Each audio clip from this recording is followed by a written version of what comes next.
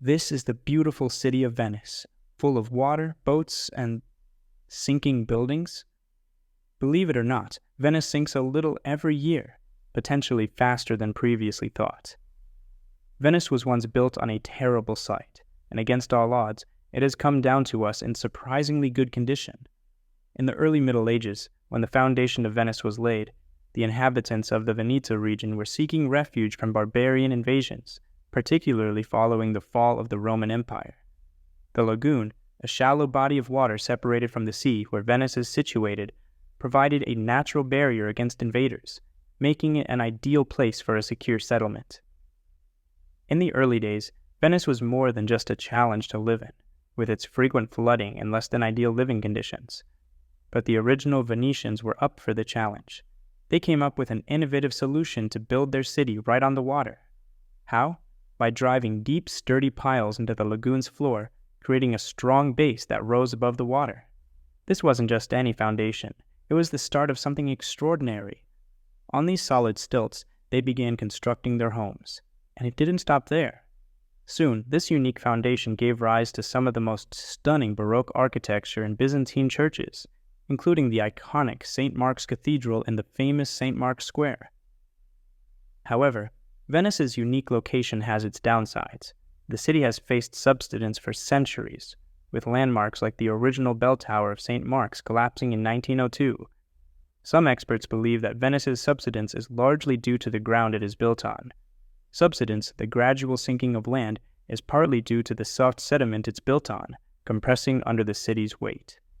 In addition, the lagoon is located on the edge of the Adriatic microplate, which has been sinking under the Eurasian plate for thousands of years. This is nothing more than the natural movement of the Earth's crust, but it only accelerates the process of disappearance. These are not the only reasons why Venice, the Serenissima, is sinking under the lagoon. The phenomenon known as acqua alta, or higher water, is increasing in frequency, caused mainly by the passage of large ocean liners and motorboats through its canals. Venice is famous for its gondolas, and there's an interesting reason behind their unique design. Gondolas are built without a keel. That's the part you usually see running along the bottom of most boats. Instead, they're skillfully navigated through the canals using a long oar. This design is quite intentional. It ensures that the gondolas glide gently over the waters without disturbing the canal beds. Beneath the serene waterways of Venice lie wooden piles that support the city's buildings.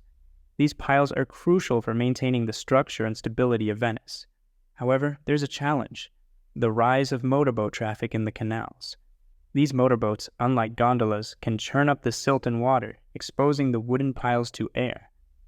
When these piles come into contact with air, a process called oxidation starts. This exposure can lead to the deterioration of the wood. Normally, these piles are safe from decay because they are submerged underwater, away from air. Underwater, in an oxygen-free environment, the wood can last for centuries without rotting. But once exposed to air, they begin to degrade, posing a threat to the integrity of Venice's historic buildings. This begs the question, are we contributing to the decline of Venice? In recent times, the focus on preserving Venice's unique heritage hasn't been as strong as it should be. One major issue has been the development of industrial areas around the city.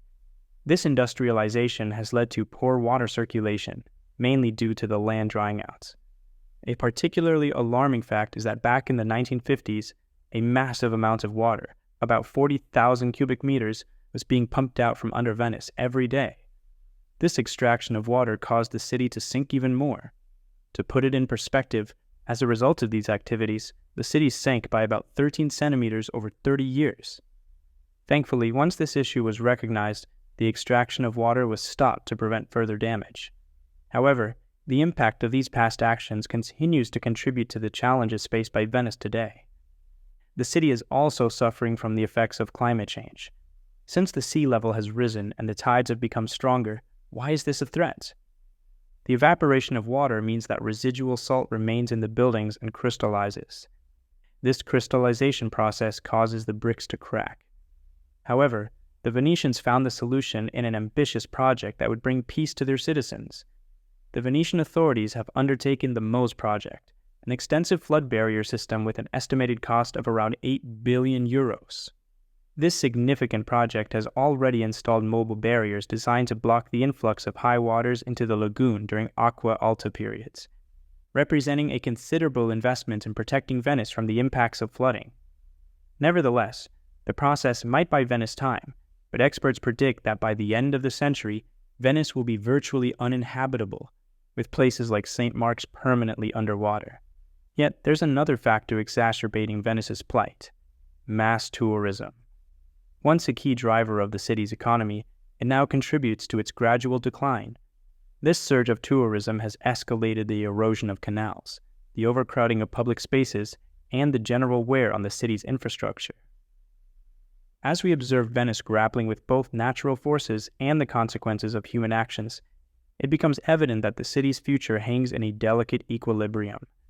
Every visit to this enchanting city now carries a deeper significance, a reminder of our collective role in preserving this irreplaceable world heritage. Understanding Venice's fragile existence, we are compelled to ponder our impact and the legacy we wish to leave for one of the world's most extraordinary cities. If this journey through Venice's challenges and resilience has resonated with you, please subscribe for more enlightening content.